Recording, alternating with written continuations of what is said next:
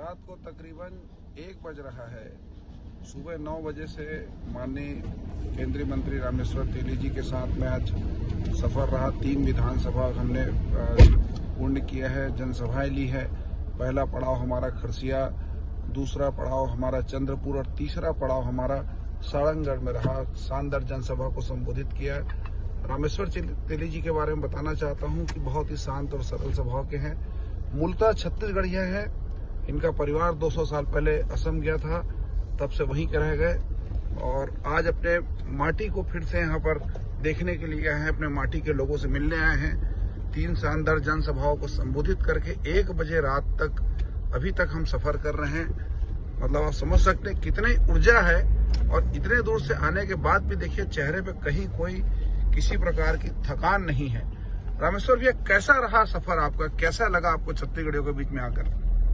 क्या महसूस किया आपने? मैं दूसरी बार छत्तीसगढ़ आ रहा हूँ। मैं पहले भी एक बार आया। हमारी राष्ट्रीय सभापति अरुण शाह जी का एक स्वदेशी मेला में आया था मैं, और ये दूसरी बार।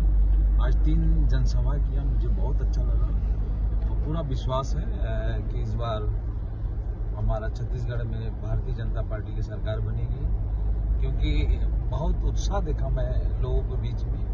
क्योंकि 5 साल 4 साल हो गया, मतलब इस पीरियड में अपनी सरकार नहीं होने के कारण से लोग अनुभव कर रहे हैं कि नहीं, भारतीय जनता पार्टी की सरकार होना बहुत जरूरी है। और वर्तमान जो सरकार है उसकी जितनी भी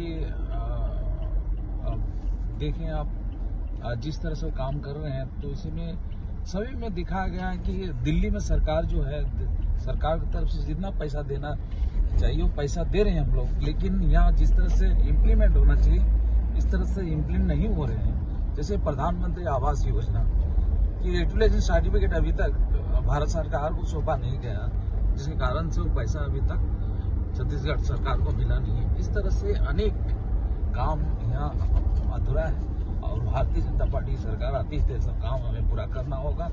और ये सरकार के दिन में जो भी घोटाला हुआ है उसे जन जन तक पहुंचाने के लिए परिवर्तन यात्रा निकाला गया है और पूरा विश्वास है कि जन जन तक हम पहुंचा पाएंगे और सरकार बदलेगी, परिवर्तन होगी और भारतीय जनता पार्टी सरकार बनेगी। अंधेरा छटेगा, सूरज उगेगा और कमल खिलेगा। माननीय केंद्रीय राज्य मंत्री रामेश्वर तेली जी, जो कि असम में बहुत ही ग्राउंड स्तर की राजनीति करते हुए यहाँ तक पहुंचे, 2 बार विधायक, 2 बार सांसद। मतलब आप सोचिए, एक व्यक्ति जो अपने प्रदेश को छोड़कर दूसरे जगह मजदूरी करने जाता है, किन हालातों में वहां पर एक नेता बनता है। एक ऐसा प्रदेश जो उसके लिए अनजान था, वहां पर डाउन टू अर्थ रहकर कैसे उन्होंने अपनी राजनीति को डेवलप किया। इनका जो मैं दिन भर से सुबह लगभग 9 बजे से इनके साथ हूँ, रात को 1 बज रहा है और मैंने इनके किस्सों को सुना, इनके संघर्षों को सुना और इस बात को मैंने महसूस किया कि छत्तीसगढ़ियों के दरख्तों में संघर्ष बहता है, लहू बनकर दौड़ता है। इस बात को चरितार्थ भैया रामेश्वर तेली जी करते हैं और इन्होंने हर सभा में इस बात को कहा कि मैं तेली हूं और जहां रहता हूं वहां तेल निकलता है, इसलिए मैंने अपनी जाति को तेली बताया और मुझे इस बात का गर्व है।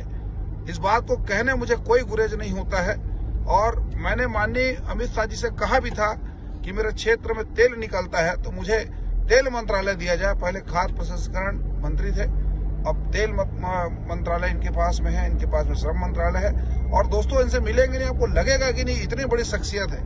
आज 3 जनसभाओं में इन्होंने लोगों का मन मोह लिया, लोगों में बीच में एक अपनेपन का एहसास हुआ और इस बात को आज कहने में कोई गुरेज नहीं कि छत्तीसगढ़िया जहां भी रहेगा लोगों के दिलों में राज करेगा। छत्तीसगढ़िया सबले बढ़िया, हमारा रामेश्वर भैया सबले बढ़िया। इन्होंने छत्तीसगढ़ में बहुत अच्छा भाषण दिया है। 7 भाषा के ज्ञाता है, यही नरेंद्र मोदी जी की बहुत बड़ी खोज है। छत्तीसगढ़ राज्य में इनका आगमन हुआ है, 3 सभाएं हुई हैं। आने वाले चुनाव में भी इनकी महत्वपूर्ण भूमिका छत्तीसगढ़ में रहेगी। इनका इसी प्रकार का साथ प्यार हमको मिलेगा। जय भारत, जय छत्तीसगढ़, जय हिंद।